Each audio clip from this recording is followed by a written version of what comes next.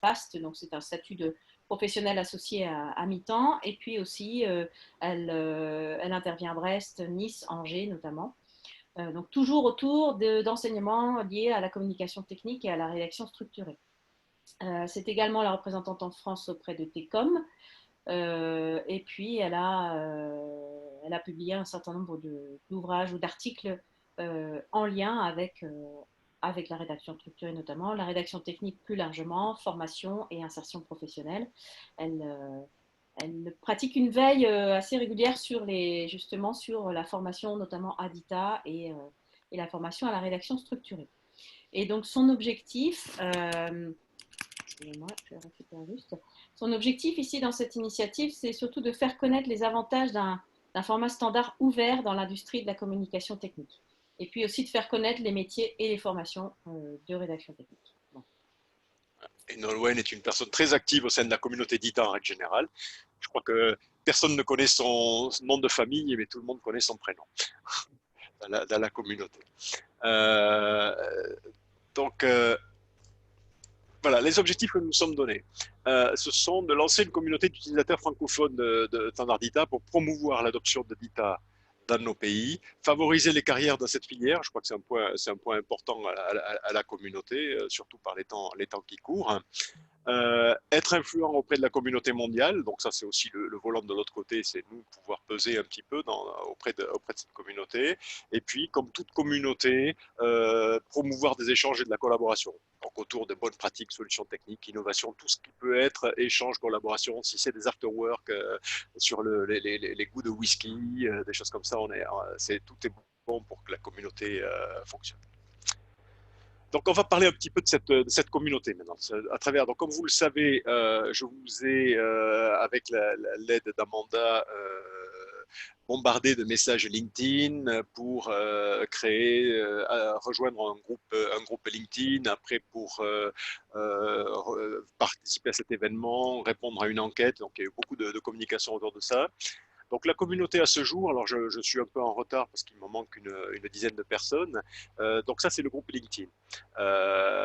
On voit que on a on est à peu près 190 maintenant inscrits sur ce groupe LinkedIn. On voit les différents pays dans lesquels les gens sont présents. Donc pour Camille, il a répondu un peu tard, il s'est connecté un peu tard, donc il n'est pas dans mon enquête. La Roumanie est un petit peu plus loin. Voilà, donc ça c'est, on voit le point. La répartition entre les villes, donc Paris et la région parisienne étant, alors Paris c'est au sens large, hein, c'est Paris et région parisienne. Les autres zones, Rennes est assez prépondérant, mais je pense que c'est lié à l'université de Rennes premièrement et à nos réseaux, puisque Catel, Nolwenn et moi-même sommes basés à Rennes. Donc ça, forcément, il y a un certain biais de ce point-là au départage de la communauté.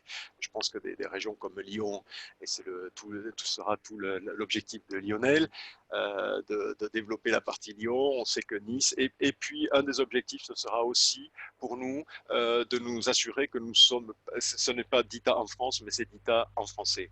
Donc on a aussi les régions comme Gand, où on a pas mal de personnes, et régions comme Lausanne, Genève aussi, où on a un certain nombre de personnes qui doivent se développer.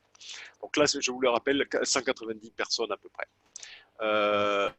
Maintenant, on va parler de l'enquête que nous avons faite. Alors l'enquête, les résultats qui sont présentés de l'enquête, là, sont des résultats complètement préliminaires. C'est basé sur 20 réponses. Déjà, on a déjà 10 réponses de plus, et on va continuer à relancer l'enquête pour avoir des éléments encore plus probants. Donc pour l'instant, considérer ces éléments-là comme des éléments d'information. Je pense que d'ici un mois et demi, par là, on diffusera un peu plus à tout le monde. On vous peut-être partager votre adresse email et on pourra vous envoyer un petit peu plus de détails sur comment elle se répartit. Donc les fonctions, comment ça se répartit pour l'instant? On voit quand même que ce sont les rédacteurs techniques qui sont les plus représentés, développeurs outils, chefs de projet ou consultants.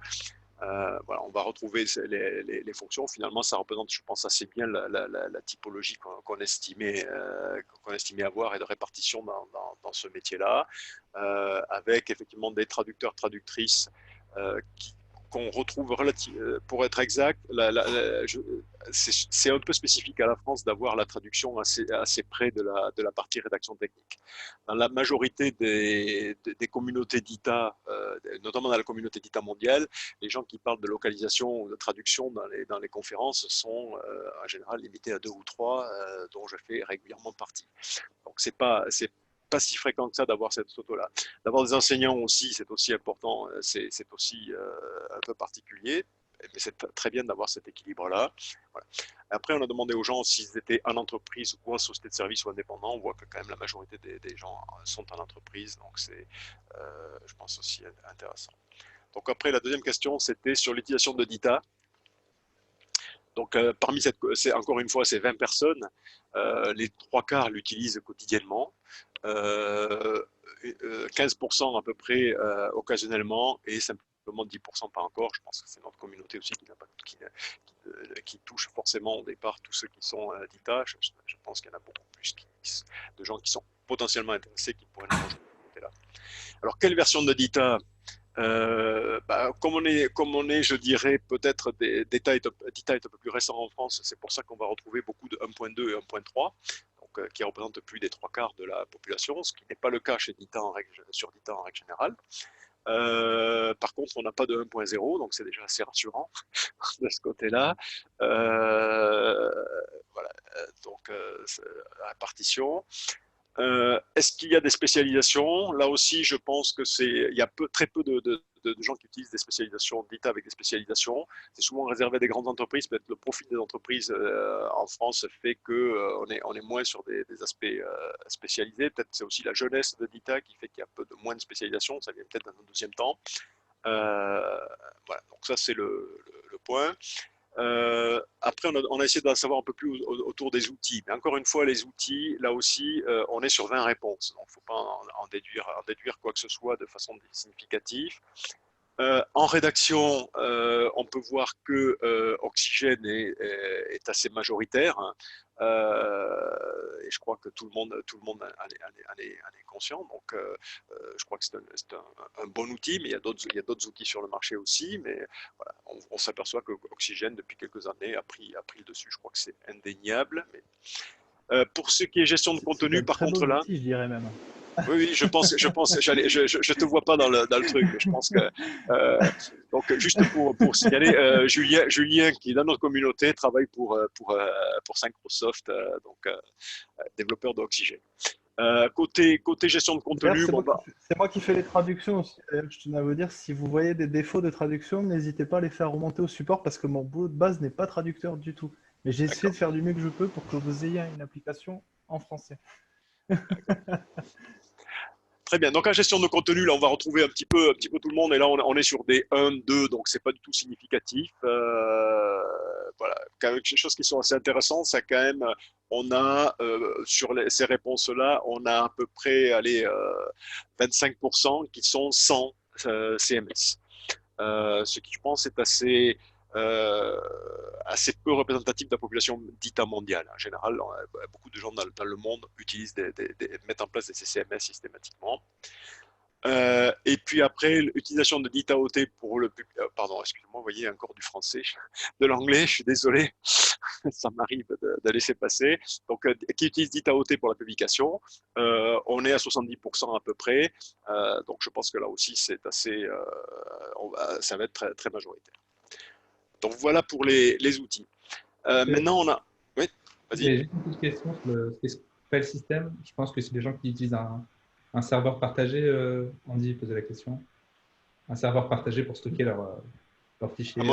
Oui, à mon avis, c'est le cas. Enfin, je connais deux, trois sociétés en France qui utilisent ce point-là. C'est-à-dire, c'est un serveur partagé sur lequel ils ont défini une arborescence que tout le monde partage. Voilà. Et même les deux, trois que je connais n'utilisent pas d'outils de gestion de conf, de gestion de version comme SVN. Donc, voilà, voilà, c'est en termes de nombre de réponses, encore une fois, sur 20 réponses, donc n'extrapolons pas trop. Mais parfois, c'est des gens qui sont en phase, c'est des gens qui sont en phase de démarrage ou de pilote. On a vu qu'il y en avait qui démarraient, qui utilisaient occasionnellement, qui démarraient juste. Voilà. Donc après, on a demandé un petit peu aux gens quelles étaient leurs attentes. Et on voit très bien, et c'est un peu un lien avec la partie rédaction, la partie profil, on voit que l'objectif des gens, c'est d'étendre le réseau pro. Et donc, c'est vraiment, on est en plein dans l'objectif, c'est se perfectionner dans l'utilisation de DITA, puis donner plus de poids aux francophones, disposer de ressources en français. Voilà, on va retrouver les points principaux.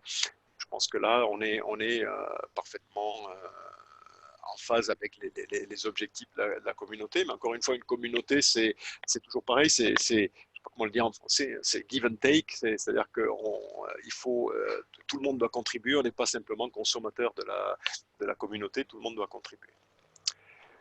Et le dernier sujet, sur les attentes en termes de communication ou de modération, je ne sais pas si le terme est français, d'animation de cette communauté. Donc, ce que les gens ont demandé aux gens ce qu'ils s'attendaient, en fait, on a un peu plus de réponses depuis. Et en fait, celui qui est en tête maintenant, c'est la conférence virtuelle annuelle sur une journée.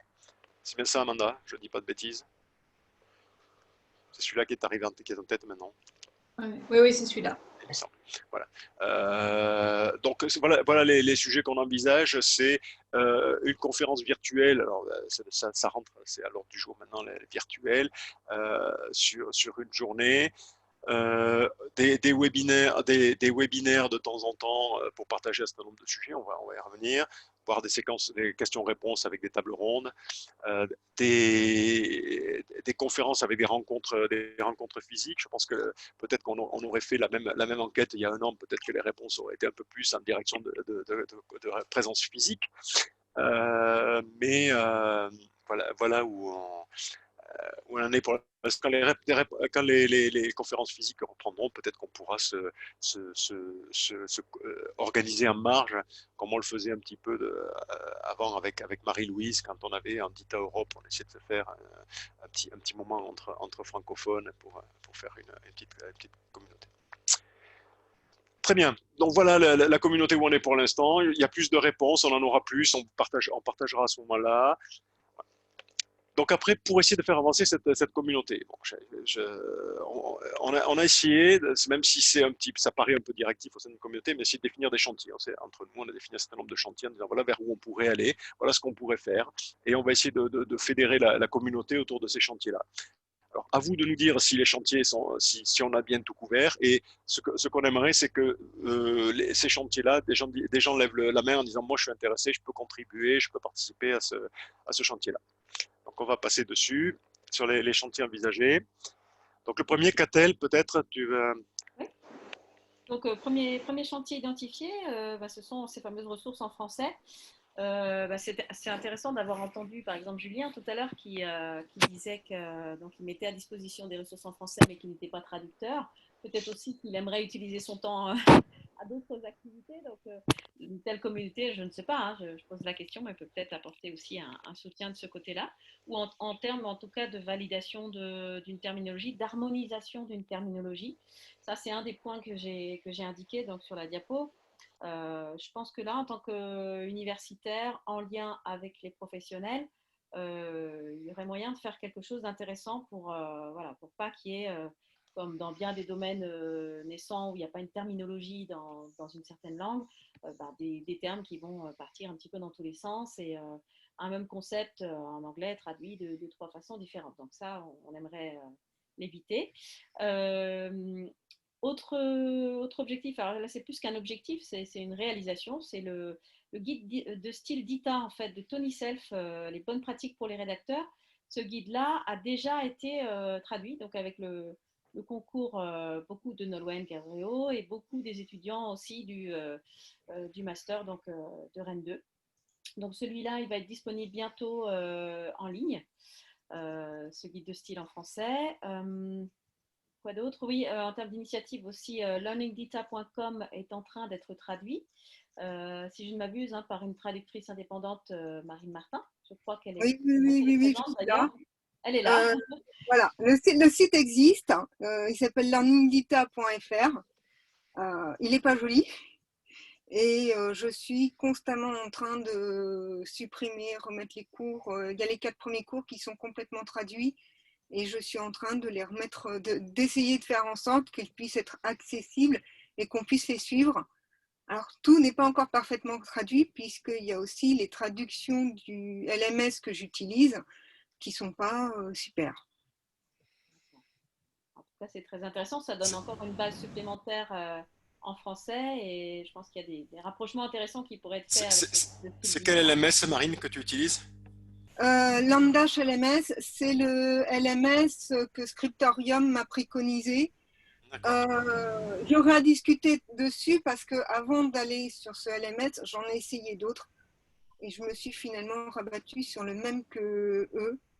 Ils m'ont passé le plugin, ils m'ont tout passé pour que je puisse monter le site. Mais je le fais vraiment sur mon temps et sur mes données personnelles, donc ça avance comme ça peut. D'accord. Bah, le principe d'une communauté, voilà, c'est qu'on aura dans la communauté, on espère avoir d'autres membres qui vont être prêts à contribuer. Est-ce qu'il y a d'autres personnes autour de la salle qui sont intéressées par participer à des sujets terminologiques ou des sujets de traduction sur des ressources? C'est possible. C'est possible. Qui c'est qui a dit c'est possible? Camille Tan. D'accord. Bon, bah écoute. Dans la communauté, enfin, dans les personnes présentes, d'anciens étudiants de la formation en N2, donc je les invite très fortement à contribuer dans ce domaine-là. Ils sont bien placés aussi. Je serais intéressé aussi pour participer au projet de traduction. D'accord. Excusez-moi, est-ce que vous pouvez écrire Dans la partie, vos noms voilà, dans la partie. dans la partie chat D'accord, oui. avec la thématique? D'accord. Voilà, donc là, on aurait pu, voilà, le principe, pourquoi participer aussi, c'est, comme je disais, c'est une communauté, on participe, on fournit, on donne et on reçoit. Il y a aussi tout le crédit, c'est-à-dire que les gens qui seront dans cette, la communauté ne va pas prendre le crédit, c'est les personnes en question qu'on pourra trouver un moyen d'avoir traduit par ou la contribution de personnes ou dans les communications. Oui, et puis il y a aussi des rôles qui peuvent être. Alors, on peut participer activement à la traduction ou à un glossaire terminologique, mais on peut aussi participer à la validation des termes, donc ce qui peut prendre éventuellement moins de temps aux personnes si elles n'en disposent pas tant que ça. Donc, il y a différentes formes et différents niveaux de collaboration possibles, je pense. Voilà, puis on va revoir, il y aura peut-être des sujets, on verra après par ailleurs. Donc ça, c'est un des sujets qui est important. Les ressources, on a identifié ces ressources-là, mais si vous avez d'autres ressources dont vous pensez, vous identifiez des ressources dans votre parcours en disant ces ressources-là, elles sont intéressantes, ça vaudrait le coup de les partager, qu'elles soient disponibles en français pour l'ensemble de la communauté, bah, je pense que c'est bien aussi de le signaler. Je pense que ces deux-là, guide de style DITA et learningdita.com, sont intéressantes. Quand on va passer au sujet suivant, on va parler de l'adoption de DITA. Il y aura peut-être des ressources pour aider les gens à adopter DITA qui seront aussi nécessaires en français. Donc peut-être, voilà, donc ça c'est Nolwenn qui est censé piloter cette partie-là. Catel, tu prends ou Je veux bien essayer. mais tu mets ta perruque Nolwenn. Voilà. Je vous garantis pas que je vais avoir la même tonalité ni rien, mais donc oui, sur la partie promotion d'ITA, donc ce qu'elle suggère, c'est que ça pourrait éventuellement se faire en lien avec le sous-comité d'ITA Adoption. Elle indique qu'il y a peu de ressources disponibles, qu'il y a certainement un manque de ressources pour certains publics, et donc elle pose plus de questions qu'elle ne donne d'affirmations. Donc elle nous demande, selon votre expérience, quels sont les aspects qui vous ont le plus marqué et les ressources qui vous ont le plus servi. Et elle identifie comme volontaires donc, des personnes qui auraient mené un projet dans leur entreprise, des personnes qui souhaitent piloter un projet, les architectes d'ITA, les consultants, etc. etc. Donc là, je crois que c'est intéressant. Effectivement, si on a des personnes qui ont réussi à vendre DITA en interne ou qui ont vendu DITA dans leur entreprise, je crois que c'est particulièrement intéressant de voir. Je ne sais pas si Patrice ou il y a peut-être des gens chez vous qui sont peut-être des évangélisateurs de DITA. Mais j'ai pas compris la question par contre. C'était quoi? La question, en fait, l'idée, c'est de donner des ressources ou des éléments aux gens qui voudraient vendre Dita à l'intérieur de leur entreprise, qui veulent expliquer que finalement Word c'est pas le bon sujet, ou qu'avec FrameMaker ils ont atteint leurs limites, et que ça vaudrait le coup de penser à quelque chose de différent, et tout ça. Donc c'est un peu, ou quand les gens ont des systèmes propriétaires, c'est de dire finalement pourquoi on reste sur notre système propriétaire, et pourquoi on n'irait pas vers un système un peu plus standard. Et donc voilà, c'est cette partie-là, c'est donner les évangiles aux personnes qui veulent aller évangéliser. Voilà. Et des retours d'expérience, et savoir comment aider ces points-là, les entreprises. Donc c'est plutôt des évangélistes de Dita. Donc toi qui as fait beaucoup de formations, je pense peut-être Oui. tu rencontres des gens dans ce niveau-là, tu rencontres des gens. Oui, ben, ça fait partie de mon travail en fait d'évangéliser, donc il y a pas de problème. Ce qu'il y a, c'est qu'il y a une ambiguïté. Je sais pas si, bon, je sais pas si c'est un sujet, mais donc je suis dans une entreprise, donc forcément, je fais la promotion de mon entreprise, qui fait des formations, qui vend des CMS, qui aide éventuellement à démarrer des projets et même à les écrire. Donc on fait à peu près toute la chaîne de l'évangélisation à la rédaction et à la publication finale. Je crois que dans notre, Voilà. la question c'est est-ce conflit d'intérêt, qu'il n'y ait pas d'ambiguïté, Voilà, c'est ça. autour de ça. Il y a un moment donné, on va me Je, demander quelque chose et je vais renvoyer à un service commercial. Oui, mais je suis dans la même situation, Nolwenn est dans la même situation, et je pense qu'on est tous potentiellement dans cette situation-là. Donc le principe, c'est d'essayer d'être objectif dans nos points, d'être factuel, et après, voilà, si jamais il y a des gens qui font trop de prosélytisme en disant chaque fois qu'ils font que des présentations avec la communauté, tout naturellement les mettra au banc, ou leur expliquera que c'est pas ce qu'on attend d'une communauté. Mais je crois qu'on ne peut pas exclure les prestataires de services d'une communauté, parce qu'ils ont aussi une expertise. Et au-delà de ça, je pense que c'est intéressant même d'avoir un annuaire ou un répertoire de spécialistes d'EDITA, de services professionnels, parce que c'est pas forcément quelque chose qui est en visibilité en permanence. Trouver un prestataire compétent sur DITA, je pense que c'est quelque chose qui peut apporter aussi de la visibilité à la communauté, et des gens en dehors de la communauté, de voir des gens actifs. Peut-être le rajouter à la liste de courses, oui. Mais je crois qu'effectivement, c'est un point important. Je ne sais pas comment naissent les projets d'ITA. Je me suis jamais vraiment trop posé cette question-là. Dans une entreprise, est-ce que c'est par un manager qui demande à ce que ça se produise mieux, ou est-ce que c'est plutôt l'offre qui se fait, c'est-à-dire que c'est quelqu'un de la direction technique qui va proposer. Je sais pas, Lionel, si tu as des expériences de ce côté-là. Je pense que ça dépend vraiment de la taille de l'entreprise, et de l'ownership de l'équipe doc. C'est-à-dire que je pense que c'est quand même souvent, DITA, c'est très grassroots, quoi. Ça arrive du bas et les gens veulent aller. Pour la simple raison que DITA n'est pas très connu des décideurs en dehors de notre industrie dans les entreprises, sauf si c'est amené dans le cadre d'un projet plus large. Ça, je pense que tu as cette expérience, Dominique. Mais souvent, il faut un champion quand même, quelqu'un qui est capable de porter le projet, montrer le ROI. Moi, c'est comme ça que j'ai réussi à amener DITA dans mon entreprise précédente. C'est montrer le ROI en termes de traduction et en termes de vélocité pour sortir de la documentation et augmenter le go-to-market. Voilà. Mais c'est parce que j'étais capable de le calculer. Je pense que ça, pour faire le lien avec ce que présentait Catel avant aussi, c'est-à-dire que dans cette promotion de DITA, on va trouver quand même des contenus, des conférences, des choses comme ça, des présentations qui ont été faites, des sujets intéressants qui ont été faits par des content, comment je peux dire en français, des content strategists qui ont présenté. Et souvent, je pense qu'on a certaines de ces conférences pourraient valoir le coup à partager dans notre communauté. Donc ça peut être aussi des choses qui peuvent être intéressantes à traduire. Complètement. Ok, voilà Lionel, le geek. Voilà, la tête du geek.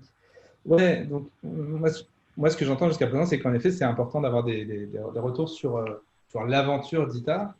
Moi, ce que j'identifie comme très problématique justement dans l'aventure d'ITA, c'est que c'est quand même un standard technique qui, au-delà d'être un standard, est un outil. Donc, je sais qu'il n'y a pas que le DITA Open Toolkit pour publier DITA, il y a d'autres systèmes, mais ça reste quand même le système majoritaire et ce n'est pas forcément quelque chose qui est très évident à prendre en main. Moi, ce que j'ai constaté, c'est en formant mes apprentis, c'est que les apprentis, les gens qui comprennent comment DITA est transformé, comprennent mieux DITA. Comprendre, écrire dans DITA, quand on sait par quelle transformation ça va passer, c'est plus simple. Et ça permet aussi de se projeter dans des cas d'utilisation du standard qui sont différents du cas d'utilisation de base, hein, qui est produire de la documentation. Et donc d'aller plus loin vers des domaines comme le marketing ou la communication plus large, le stockage, enfin, la mise à disposition d'informations. Donc, moi, dans cette communauté, ce que j'aimerais apporter, c'est d'abord une certaine expertise en termes de ressources. Voilà, je suis en contact avec l'équipe DITA Open Toolkit et j'ai discuté avec l'équipe Doc, parce que je pense qu'il y a une carte à jouer pour notre communauté à participer à l'effort de documentation du DITA Open Toolkit. Et aujourd'hui, une documentation très technique et pas très orientée usage, et que ça pourrait être intéressant d'aller les voir et de leur dire voilà ce qu'on peut vous proposer, voilà comment on utilise DITA et comment on l'a fait techniquement. Que ce soit en entreprise, mais aussi pour des étudiants qui voudraient se familiariser avec le standard et la technique et qui ont toujours besoin de projets, de premières réalisations. Et au-delà de ça, c'est partager la galaxie qui est autour de DITA. Donc, DITA, c'est du XML. Il y a toute une galaxie d'outils qui est utile aux gens qui utilisent le standard. Donc là, on a cité Schematron, mais il y en a d'autres. Et en gros, c'est donner plus d'outils aux gens pour être plus autonomes, pouvoir customiser le toolkit, aller plus loin dans leur usage et devenir un peu des power users. Voilà, moi, pour partager mon expérience très personnelle, dans mon entreprise précédente, grâce à la maîtrise de d'ITA-OT et des technologies afférentes de l'équipe, l'équipe Doc s'est vraiment positionnée comme incontournable au sein de la R&D. Mais ça, c'est parce qu'on a proposé de la valeur supplémentaire grâce à DITA en disant on va pouvoir réutiliser du contenu, on va pouvoir vous assurer que les choses sont à jour. Et j'ai l'impression qu'aujourd'hui, on a un petit déficit technique en France.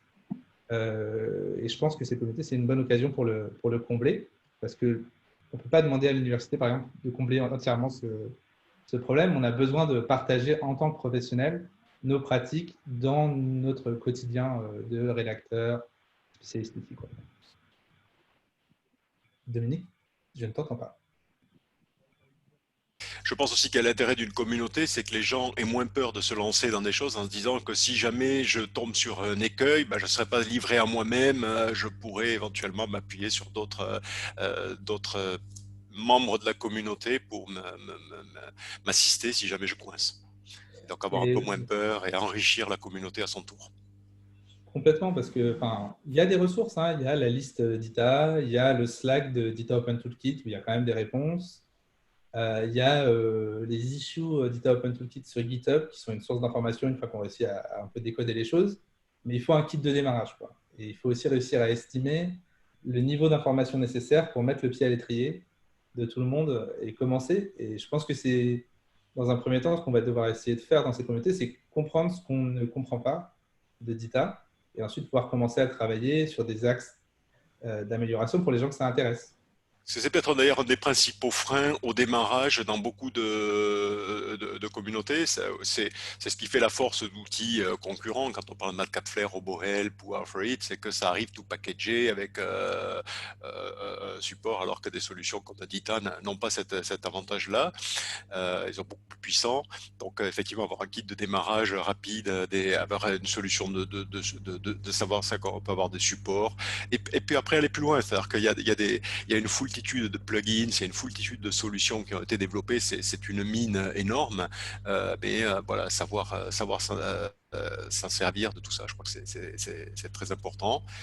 Donc, voilà, des XSLT, CSS, JavaScript. Peut-être qu'on pourrait d'ailleurs, parce que pour l'instant, on a des universités, on est en discussion avec un certain nombre d'universités, donc ce sont des universités très rédaction technique et traduction. Ça vaut être le coup peut-être de se rapprocher, d'avoir une université genre UT Technique, UTC Compiègne, des gens comme ça qui ont des parties plus XML, XSLT. Alors, ça, c'est un des problèmes aussi, et je pense que c'est quelque chose qu'on ne comprend pas forcément quand on ne s'est pas penché sur le sujet. En tant que rédacteur, on trouve que Dita, c'est fantastique, que la stack technique est incroyable, et c'est vrai qu'on n'a pas un support fou de la communauté des développeurs en France, parce que la communauté de développement autour des technologies XML est assez peu développée. Il n'y a pas de conférence XML en France. Enfin, il y a XML Prague et il y avait XML London avant, mais ça n'existe pas en France. Et c'est dommage parce que c'est des technologies qui sont complexes mais qui sont accessibles quand on comprend les enjeux. Et moi, pour avoir formé une de mes apprentis de manière avancée à XSLT, je pense que ça lui a clairement ouvert la porte vers un nouveau métier, quoi. Pas juste rédactrice. Et donc, au début, je parlais de DocOps, qui est un terme qui monte un peu dans la communauté mondiale de la doc. En gros, c'est comment je fais pour automatiser les tâches qui me prennent du temps et me concentrer uniquement sur la valeur qui est la création de contenu. Donc, moi, j'ai rien contre les gros CCMS et les solutions packagées, mais je sais que pour des petites boîtes qui sont débrouillardes, pouvoir bootstrapper un projet Dita avec Git, les outils d'automatisation gratuits et le Dita Open Toolkit, ça peut vraiment, vraiment permettre d'avancer très vite vers quelque chose qui produit de la valeur. Et après, seulement, on peut aller vers des choses plus avancées, des dépenses qui sont assez conséquentes sur des systèmes comme les CCMS, quoi. C'est un peu polémique, donc on ne va pas rentrer sujet. Je pense qu'on a des fournisseurs de CMS, donc il y a des discussions de ce côté-là.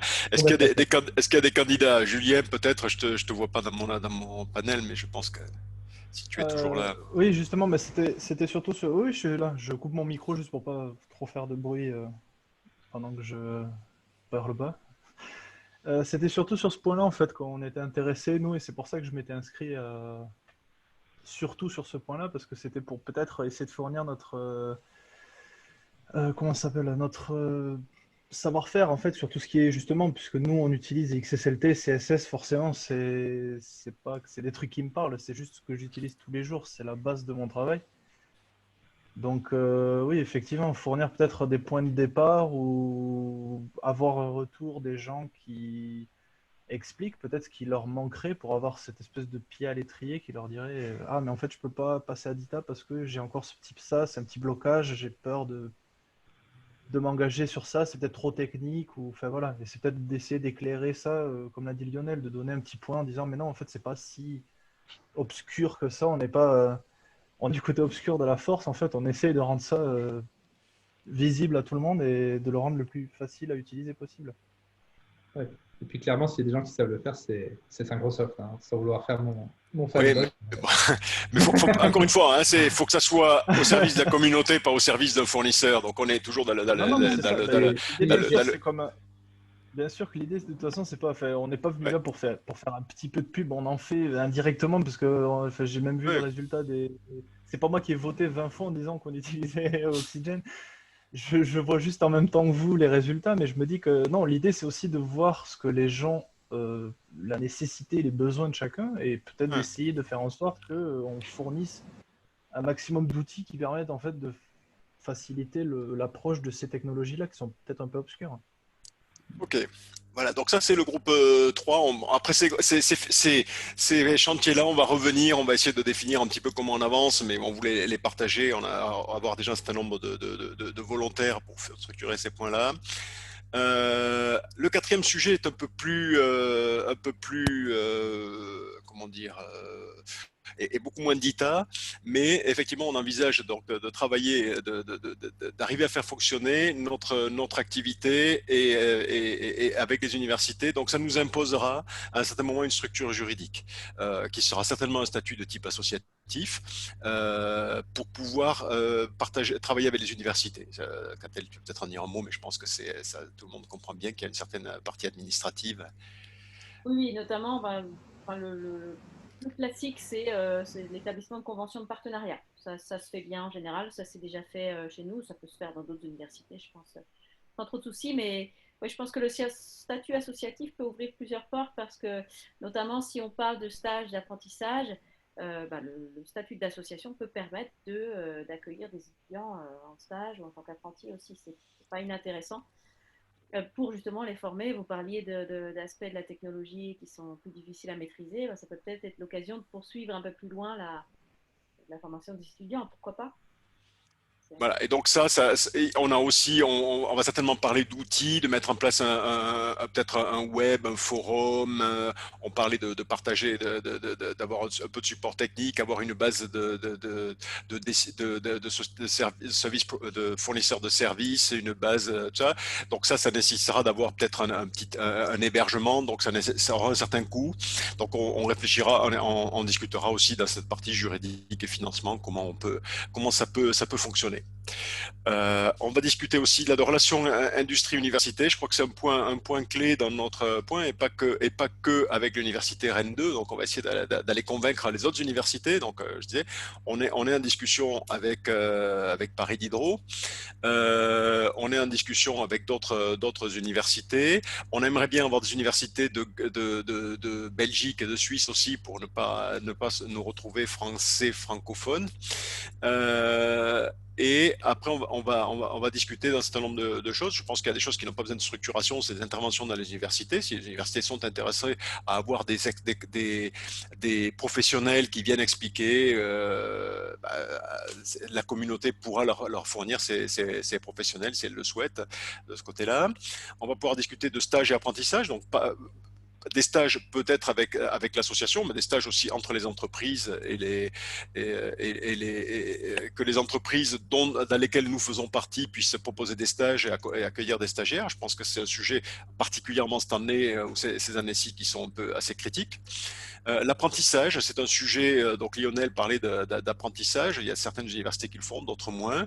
Il y a un problème peut-être d'apprentissage à distance, est-ce que le téléapprentissage fonctionne ou pas? Je pense qu'on y viendra peut-être. Et des projets de collaboration. Je pense qu'on a aussi un certain nombre, nous tous professionnels, nous avons parfois des idées qui ne sont pas forcément des idées commercialisables et tout ça, mais qui feraient avancer. Je pense que c'est des sujets d'innovation qu'on pourrait fouiller plus avant. Voilà, nous, moi, en tant que société de localisation, on n'est pas du tout dans la partie création de contenu et technologie à vendre, mais on a un certain nombre d'outils que certains de nos clients ou certaines idées de choses comme ça pourrait être intéressant pour les étudiants de prendre en charge. On a parlé en particulier d'un qui nous intéresse tout particulièrement avec Patrice, c'est comment rédiger du contenu pour être sûr que les variables ou le contenu qu'on importe dedans puisse être externalisé, ne s'accorde pas dans toutes les langues. Voilà, des sujets à la limite de la linguistique et de la techno ou de structuration de phrases, voilà, des sujets de ce type-là qui pourraient être intéressants. Donc là, sur la partie structure juridique et financement, je pense qu'on va travailler. On va regarder déjà aussi les exemples qui se font. C'est là où Catel disait qu'il y a d'autres systèmes associatifs ou d'autres qui existent. Donc on va se rapprocher de ces gens-là pour essayer de proposer quelque chose, travailler un petit peu là-dessus. Tout ce qui est projet de collaboration, c'est tous les gens qui sont intéressés de ce côté-là peuvent venir nous rejoindre pour se définir peut-être quand il y a une idée comme ça, nous aider à la structurer en termes de projet, voir si ça intéresse quelqu'un, définir un petit peu le périmètre, comment on le fait avancer, comment on le partage. Tous ces points-là seront des sujets qui viendront. Donc, si des gens qui se sentent volontaires pour ce genre de sujet ou pas, des gens qui seraient justement plus la partie rédaction et ou dans le fonctionnel de DITA, fonctionnement de DITA et moins dans la partie technique ni dans la partie rédaction. C'est un peu compliqué, mais c'est... Donc n'hésitez pas après à revenir sur ce sujet-là. Le point 5, Lionel, comme tu es avec Nolwenn, mais Nolwenn n'étant pas là. Alors, donc, bon, sur la conférence en ligne, je pense que clairement, il y a une envie. Et je pense que c'est toujours intéressant de se placer une échéance par an sur laquelle un événement sur lequel on focus. Concernant les forums d'échange, moi, c'est plus une question pour la communauté. Aujourd'hui, il y a plein d'outils qui s'offrent à nous de manière presque gratuite, quoi. Donc, on a déjà un groupe LinkedIn, on pourrait imaginer avoir un Slack. La question, ça va être aussi comment vous êtes le plus à l'aise pour poser des questions, récupérer des réponses. Est-ce que vous êtes à l'aise pour partager vos problèmes avec tout le monde, quoi. Donc, je pense que ça, c'est quelque chose qui n'est pas forcément évident, surtout pour nous, Français, qui aimons bien avoir toutes les réponses à l'avance. Donc, bon, ça, c'est un sujet sur lequel on va devoir travailler aussi, qui va peut-être différer d'un chantier à l'autre. Oui, je pense que c'est le cas, parce que je pense que des geeks, Slack, ça va être l'outil assez naturel. Des gens comme moi, ils sont perdus dès qu'ils sont sur Slack. Donc, après... Moi, j'aime assez un fonctionnement qui est celui de la communauté Write the Docs, qui est une communauté mondiale, un peu, qui n'est pas vraiment une organisation officielle, on va dire, mais qui a un Slack et qui fait un digest de son Slack régulièrement avec une cadence. Et voilà les problèmes qui ont été rencontrés, comment on les a résolus. Je pense qu'avoir ce fonctionnement de repartage de l'information un peu digéré pour des gens qui ne sont pas forcément dans une démarche en temps réel, quoi, de réponse, dans une temporalité un peu plus... Et sinon, je pense que là, déjà, juste en discutant, on voit qu'on a des sujets de webinaires qui surgissent, le rapport avec les DevOps, comment je fais de la doc chez moi. Je pense que travailler en show and tell, enfin, vraiment mise en exemple de sa pratique personnelle, avec une partie échange à la fin, après une présentation, questions, remarques, etc. Je pense que ça pourrait vraiment nous aider aussi à comprendre ce que font les autres et avoir des moments de connexion qui sont un peu compliqués dans le contexte actuel. En essayant d'avoir des choses qui ne soient pas que technique outil ou case study, mais aussi on peut avoir des choses avec des néo-professionnels qui partagent leur retour à plusieurs sur qu'est-ce qu'ils ont, comment s'est passé l'écart entre l'université et l'entreprise, ou tous des sujets de ce type-là. Donc on va essayer de présenter un programme éditorial de conférences en ligne qui permettra de matérialiser un petit peu notre communauté et peut-être d'attirer de plus en plus de gens, puisqu'en fait, ça va être une certaine partie visible de l'iceberg où on va pouvoir faire un peu de prosélytisme plus large dans la communauté. Peut-être qu'on va attirer à travers ces sujets-là des gens qui ne sont pas concernés par DITA, ou qui n'ont pas ou qui ont juste entendu parler de DITA et qui viendront à titre de curiosité, et quand on leur démontrera la magie, ils vont tomber amoureux, tomber en amour, comme on dit au Québec. Dominique, J'aurais est-ce une que tu question, je sais peux pas. clôturer ton partage d'écran, comme ça on peut voir tout le monde sur l'écran. Ouais, attends. Ça se configure, ouais. ça. Hein. Je fais juste le dernier. Ça, c'est un sujet pour exister dans la communauté, c'est nous donner aussi des accès privilégiés à des salons et des conférences. On va essayer de discuter avec CIDM, avec TECOM, avec des gens comme ça, pour avoir être présent dans les conférences chaque fois pour participer. À ces points-là, on va essayer de discuter aussi pour que les universités aient accès à des outils de façon certains gratuits, pour essayer de développer, accès à plus d'outils gratuits pour leur permettre de tester ou de développer ces points-là. Voilà. Et on va travailler sur la visibilité à la communauté d'ITA aussi, d'apparaître, on va essayer de se greffer sur l'ensemble de ces conférences pour exister dans la communauté d'ITA.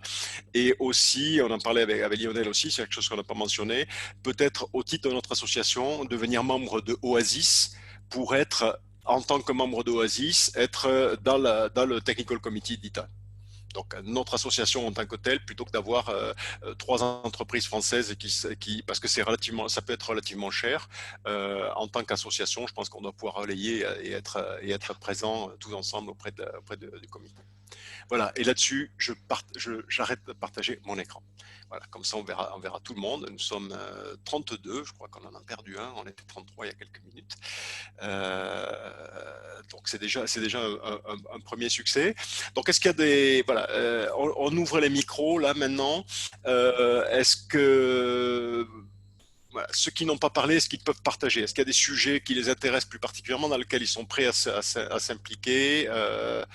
On fait un petit tour de table peut-être rapidement, tous les gens qui n'ont pas parlé. Maëline, on va commencer par toi parce que je te vois à la vidéo, donc on va prendre dans l'ordre. Est-ce qu'il y a des sujets dans lesquels tu te sens plus impliqué? Moi, pour l'instant, donc, je viens de finir mon stage, comme je suis étudiante du coup de Nolwenn Carvalho et de Catel. Je viens de finir mon stage et là, on va passer seulement à la migration d'ITA le mois prochain. Donc, pour le coup, je pourrais éventuellement voilà, partager mes petits soucis de migration et ceux sur quoi on travaille. Ça, ouais, je pourrais partager du coup la mise en place de DITA, ça m'intéresse. Ok, Mirko. Oui, bonjour. Alors là, j'étais plutôt, je voulais découvrir un peu comment ça se passe. Hein. Là, je suis donc peut-être pas encore dans une phase où je pourrais participer plus activement, malheureusement. Enfin, mais ça peut très bien changer. Serais-tu un de nos membres suisses? Oui, alors moi-même, je suis pas suisse, mais je suis basé en Suisse, oui, à Neuchâtel, donc pas très loin de Genève et Lausanne, oui. D'accord. Est-ce que sur Genève et Lausanne, tu connais des universités, tu connais un peu la filière formation ou dans ce domaine-là, ou tu sais?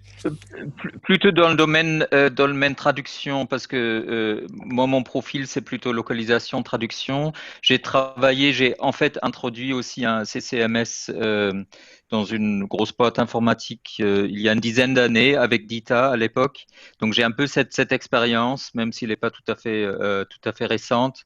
Mais mes contacts ici, mon réseau est plutôt dans le domaine de la localisation et à Genève, effectivement, à l'université de Genève, j'ai des contacts, mais plutôt côté traduction et outils de traduction. Mais ça pourrait être quelque chose d'intéressant, je pourrais peut-être me renseigner en tout cas. Voilà, oui. on est preneur pour des points d'entrée sur la communauté suisse, voilà, si tu es... Bah. Très bien, ça je veux bien m'en charger alors, oui, ça je veux bien m'en charger. Patrick Dobou, puisqu'il y a plusieurs Patrick. Faut que tu te unmute, hein, t'es mute là. Alors, oui, voilà, vous m'entendez? Bon, ouais, j'étais en open space, donc j'ai eu le temps de me déplacer pour trouver une place ailleurs. Moi, c'est Patrick Debout. J'ai obtenu mon master en communication technique à l'Université de Clermont-Ferrand en 2014. Et aujourd'hui, j'exerce chez Schneider Electric en tant que chef de projet documentation technique. Donc, est-ce qu'on a couvert pour toi tous les sujets là, ou est-ce qu'il y a des sujets dans lesquels tu te verrais plus contribuer? Tout à fait, notamment concernant tout ce qui est partage d'expérience d'ITA, parce que j'ai mis en place ici un système de single sourcing tool pour faire de la documentation technique basée sur DITA. Donc oui, je peux contribuer tout à fait. D'accord, très bien, on prend note. Andrew, ça fait longtemps qu'on ne s'est pas rencontrés. Oui, c'est vrai. Bonjour. Là, j'habite à Paris en tout cas et je travaille pour une société qui s'appelle Artem, qui est spécialisée dans le domaine de compression vidéo. Donc, c'est un domaine assez technique, très basé l'informatique à la base. Mais ce que je pourrais faire, je pourrais partager mes expériences à comment on a passé de l'ancienne époque vers Dita et qu'est-ce qu'on avait fait pour mettre en place des systèmes de collaboration entre Dita et des systèmes de wiki, je dirais, chez côté développeur. Donc, comment on peut suivre toutes les mises à jour avec les Scrum et les sprints. On avait mis quelque chose en place et ça peut être intéressant de partager ça avec vous. D'accord. Et en même temps, ça peut faire un brainstorming quelque part. Je l'avais déjà écrit dans le message. Ouais. Et peut-être d'autres gens qui font des choses similaires, peut-être comme Lionel, ou une autre vision des choses. Et ça peut être intéressant de mélanger les deux approches.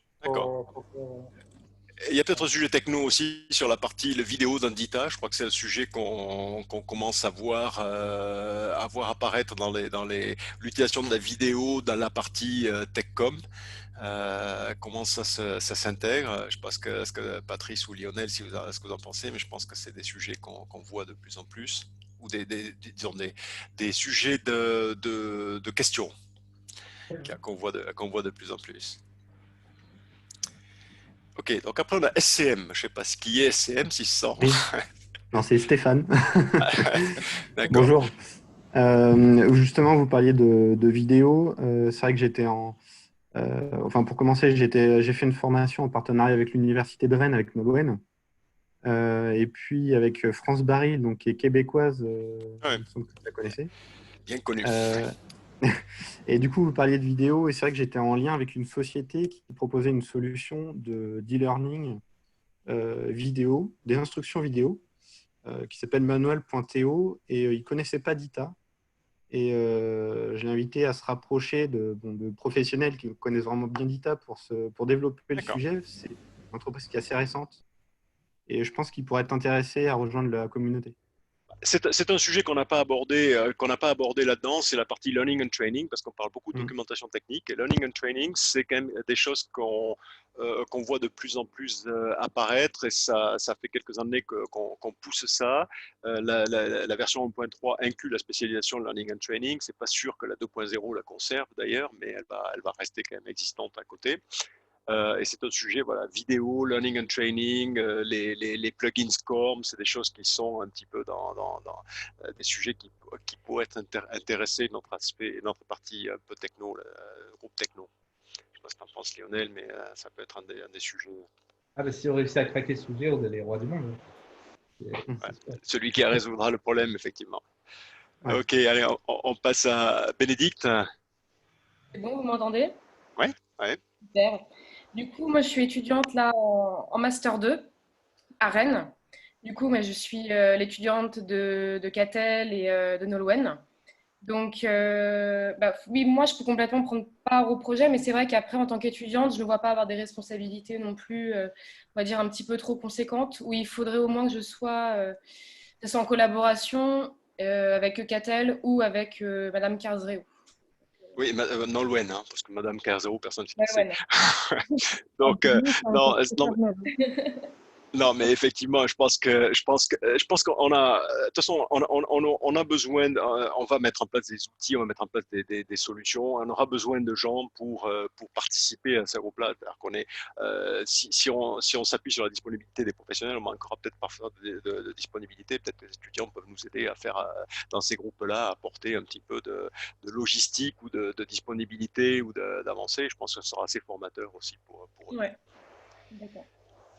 Leslie. Oui. Moi, à mon niveau, je peux contribuer au niveau de la traduction et de la terminologie parce que j'ai fait des études là-dedans et j'ai travaillé un peu. Et à part ça, je ne me sens pas encore assez légitime pour contribuer de mes connaissances, mais en bénéficier avec plaisir.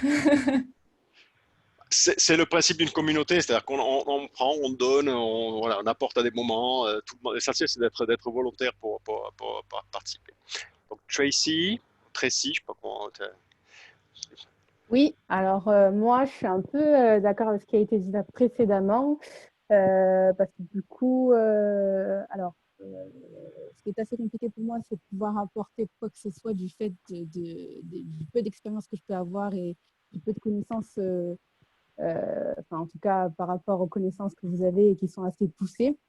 pour ce qui est de la norme d'ITA, mais voilà, moi, s'il y avait un endroit où je pourrais apporter ma contribution, ce serait peut-être sur la traduction, mais enfin, sinon, je ne vois pas vraiment. Voilà. Mais je pense que tous les nouveaux apportent beaucoup à une communauté dans le sens où ils vont poser des questions auxquelles la communauté n'a pas. Et puis justement, quand parlait Lionel de dire on manque de, peut-être qu'il y a un frein au démarrage avec Dita, ben justement, c'est ce frein-là qui peut être, les nouveaux peuvent justement être le mieux placés pour appréhender, pour nous dire attention, c'est ça qu'on trouve pas, c'est ça qui peut freiner. Je pense que c'est intéressant de ce côté-là. Nous, quand on est tombé dedans quand on était petit, on ne se rend pas trop compte forcément de ces freins-là. Donc, tous les nouveaux. Donc, Julien, je saute. Rémi, on a déjà parti volontaire sur la partie traduction, mais tu es le bienvenu sur d'autres si tu le sens. Est-ce qu'il y a des sujets qu'on a oubliés d'ailleurs, Rémi, toi, est-ce que tu penses donc tu es un tout néo-professionnel, c'est ça, si je ne m'abuse? Alors, j'ai terminé mes études il y a 1 an. J'ai fait le master rédacteur à Brest. Et en ce moment, je cherche du travail justement à poste de rédacteur technique. En attendant, je suis commencé à me familiariser avec Dita et effectivement, je serais intéressé pour proposer des sujets justement, comme tu viens de mentionner. Quelles questions, quels défis auxquels font face les nouveaux utilisateurs de Dita. Voilà. Ensuite, je serais capable de faire le lien avec ce master justement à Brest. Je pense qu'il y a des partenariats qui seraient possibles, qui intéresseraient le master. D'accord.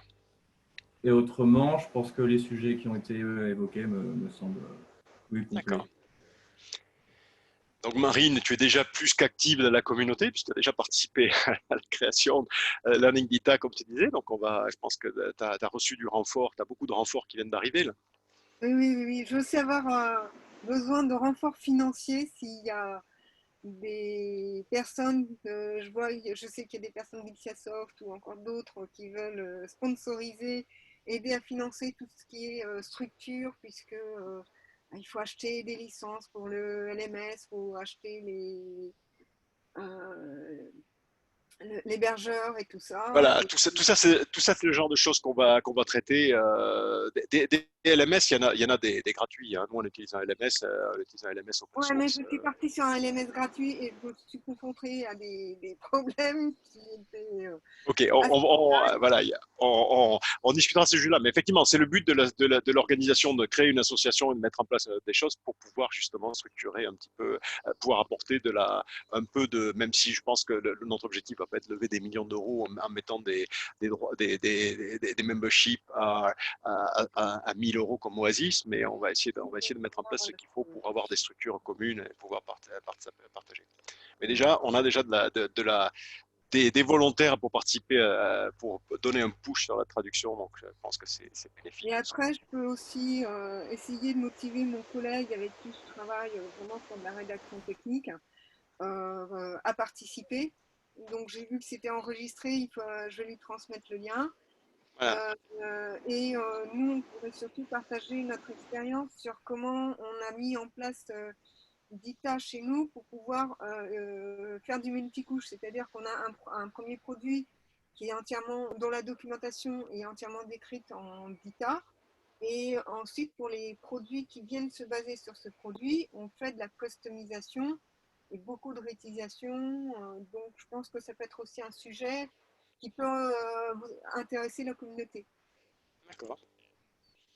Très bien, bon, on note tout ça, on continue notre tour. Donc Céline.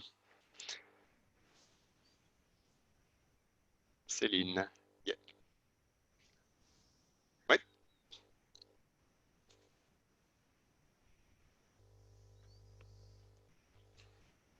Céline, on n'entend pas Céline. Très bien. Eh bien, écoutez, il nous reste Guillaume. Et puis après, je pense qu'on clôture assez rapidement. Ah non, je vais être coincé. Je vais être coincé parce que moi, je fais une conférence dans un quart d'heure. Guillaume, parce qu'on n'arrive pas à entendre Céline. Bonjour à tous. Je m'appelle Guillaume Séjourné, parce qu'en fait, il n'y a pas mon nom qui apparaît dans la liste des participants. Perso, ça fait une vingtaine d'années que je suis plutôt documentation engineer. Donc, j'ai commencé avec du XML brut, avec des schémas perso pour faire de la documentation. J'avais participé avec Daniel Veillard à libxml2, si ça paraît quelqu'un. Et du coup, j'en suis venu à faire de l'évangélisation pour des documentations XML et Dita en particulier depuis une quinzaine d'années. J'ai un peu changé de métier depuis, parce que même si je suis encore responsable d'un service de doc, c'est pas mon métier principal. Donc je suis tout à fait ouvert pour discuter des différentes expériences que j'ai eues sur la mise en place de Dita en Donc, entreprise. tu peux contribuer à la partie adoption de Dita, comment vendre Dita à l'intérieur d'une entreprise. Ouais, clairement, c'est quelque chose que j'ai fait à mon compte pendant un peu moins de 10 ans. Et puis après que j'ai continué en entreprise. Donc, j'ai plusieurs expériences à partager, on va dire, des bonnes et des moins bonnes. Donc, c'est intéressant. C'est un bon teaser. Je suis désolé, Guillaume, j'essaie d'avancer assez vite pour essayer de donner un peu. Ouais, ça marche. On est hors délai déjà, donc on va essayer de continuer. Julia, pardon. Oui, Julia. Bonjour tout le monde.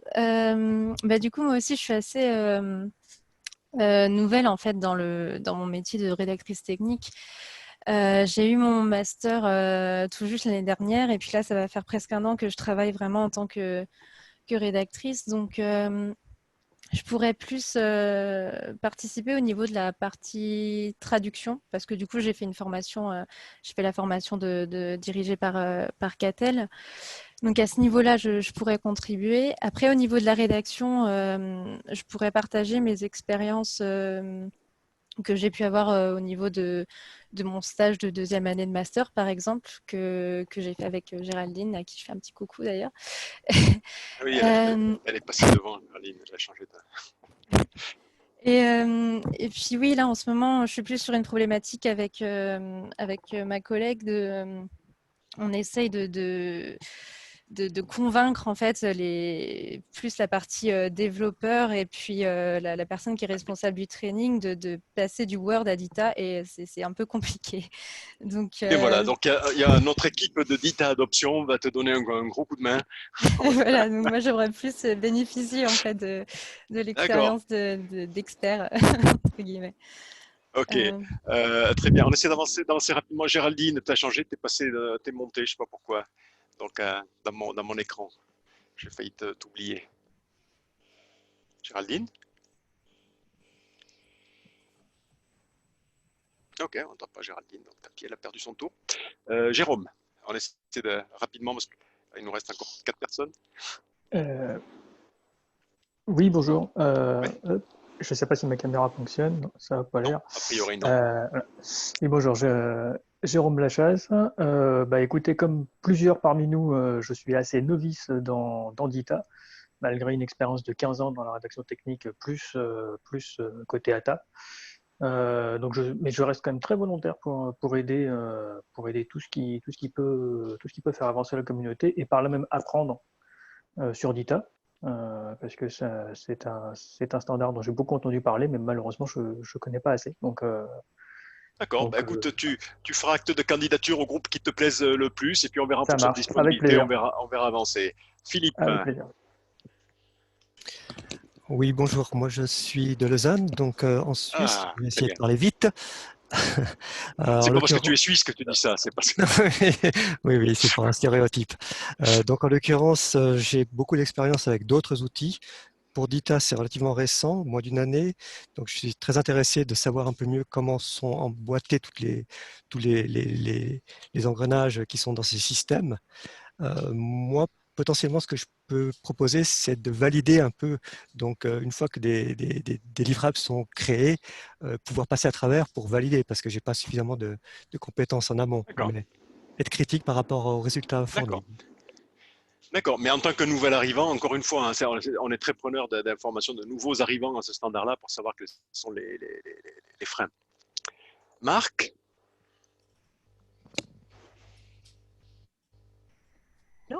Oui, allô, oui, bonjour. Vous m'entendez? Oui, oui. Oui, d'accord. Oui, bonjour. Donc, Marc Medjat. Donc, bon, j'ai raté les 30 premières minutes de la conférence, hein, désolé. C'était les plus intéressantes. Et donc, oui, moi, j'ai mis en place DITA dans mon entreprise, hein, une entreprise d'à peu près 50 000 personnes. Donc, ça fait depuis 7 ans que je suis dessus. Et c'est vrai que je suis très intéressé, moi, par le partage de connaissances. Donc, je ne sais pas dans quelle mesure je peux contribuer, mais ce serait avec grand plaisir. Si tu as participé au déploiement et à l'évangélisation au sein de ton entreprise, je crois qu'on est beaucoup à être preneur de savoir comment on le promeut. Voilà. Donc là, tu parlais d'adoption d'ITA aussi, c'est des sujets que je connais un petit peu, donc c'est voilà, ça, je suis très, très partie prenante, il n'y a pas de souci. Il y a juste rapidement un petit sujet aussi dont je n'ai pas très bien compris, vous parliez d'apprentissage dans le groupe. Donc moi, je suis à la recherche d'apprentis dans ce domaine-là, donc je ne sais pas si ça rentre dans ce cadre-là. Donc, écoute, oui, je pense que oui, il y a des universités qui le font, il y en a d'autres qui ne le font pas, donc voilà, c'est plus facile avec ça. Mais ce sera c'est un des volets de ce côté-là. Donc si tu veux, tu peux m'écrire, on fera passer les sujets pour démarrer. Et puis JC, Jean-Claude, ah pardon, Bonjour, Géraldine. oui. Désolée de vous interrompre, il y avait un petit problème technique. Ouais. Bonjour à tous et merci d'abord pour cette Géraldine. initiative. Si je peux. Oui, vas-y. Merci pour cette initiative et voilà, tous ces sujets sont très prometteurs. En tant que, je suis rédactrice technique à Rennes, dans la région de Rennes, donc je suis issue aussi de la formation de Rennes 2. Et en fait, je me verrais bien contributrice sur la partie ressources francophones, ayant été terminologue dans une vie antérieure, je me verrais bien participer à l'harmonisation terminologique. Et puis également, peut-être sur la partie promotion, adoption d'ITA, je peux proposer mon témoignage, parce que j'ai implémenté DITA en fait, dans une entreprise et ça fonctionne bien depuis 6-7 ans maintenant. Donc voilà. Et puis par contre, je serais très preneuse d'informations plutôt sur la partie DevOps, comme je mentionnais tout à l'heure dans le chat, sur les outils d'aide à la collaboration autour de DITA pour nous assister dans ces nouveaux process de type DevOps où tout va très vite et de bout en bout, et voilà comment faire sans devoir faire un compromis sur la qualité, surtout. Donc voilà, je suis très preneuse de ce type d'infos. Très bien. Alors, on va faire rapidement, parce que je vais être obligé, moi, de quitter. JC Musset, c'est Jean-Claude, je suppose Jean-Claude. Jean-Claude n'a pas l'air d'être là. Alex, qui vient juste de se connecter. Allô. Ah, Jean-Charles, pardon. Jean-Charles Musset. Voilà, pardon, excuse-moi. I only took 1 year in French in high school. Vas-y, Jean-Charles, pardon, vas-y. Comme je disais, en fait, les deux ici, On t'entend très mal, Jean-Charles. Je sais pas. C'est très loin. Bon.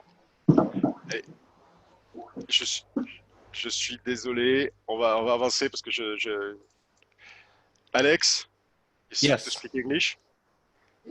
Yes, I do. How about French? N'est pas. Okay. So it's going to be tough for you because it's a French-speaking community. So you might be it might be difficult for you to follow all our exchanges if you cannot. That's okay. Go ahead. I'll get what I can. Ok.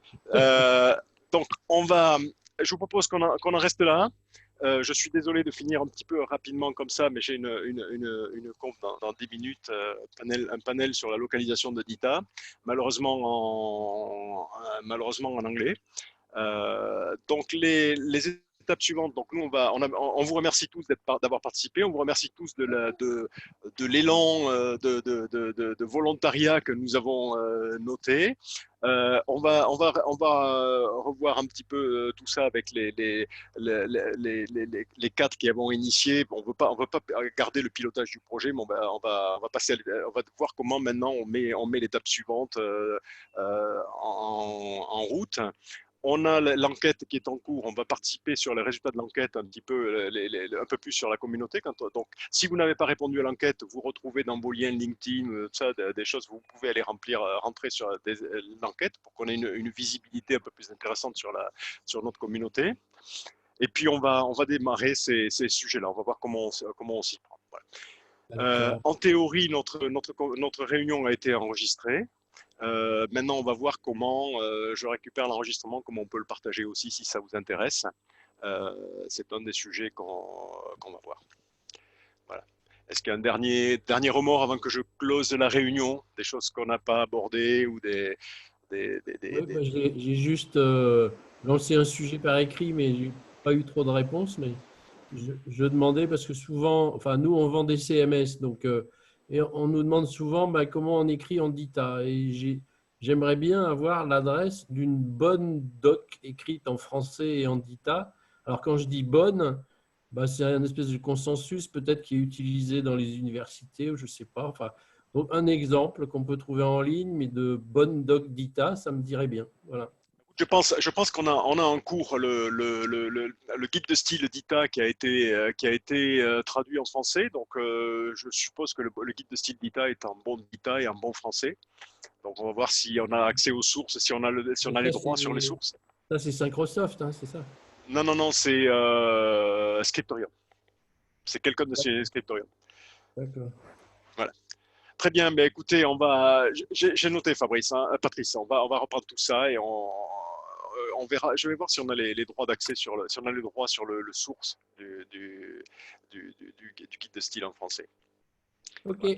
C'est une solution. Merci à toi. Très bien, merci à tous et merci beaucoup pour votre temps. Au revoir. Alors à bientôt tout le monde. Merci. Au revoir.